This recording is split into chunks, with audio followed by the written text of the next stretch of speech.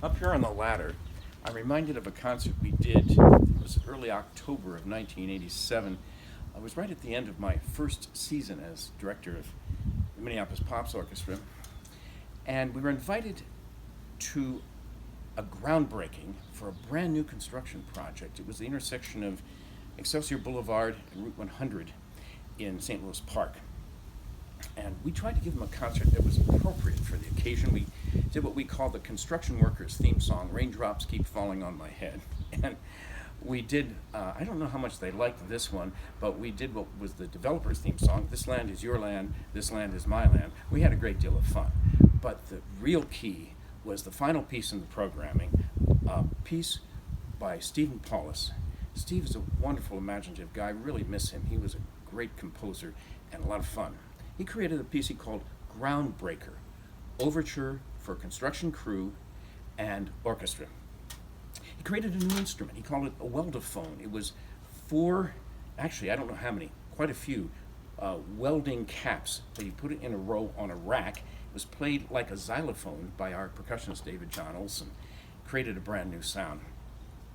And then he added to the orchestra four professional construction workers who dressed in tux and hard hat, and they played instruments like the troweler and the grinder and the brick saw and mortar mixer. The brick saw was so loud he gave it its own cadenza because nothing else could be heard when the brick saw was in action.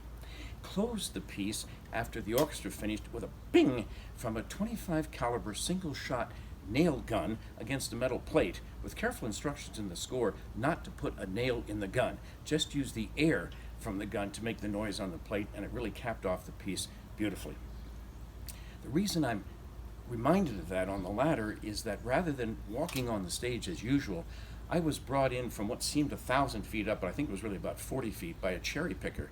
I had on my tux and a hard hat too, and they brought me in that way, and I conducted with a hard hat on for the only time in my life. It went over really well.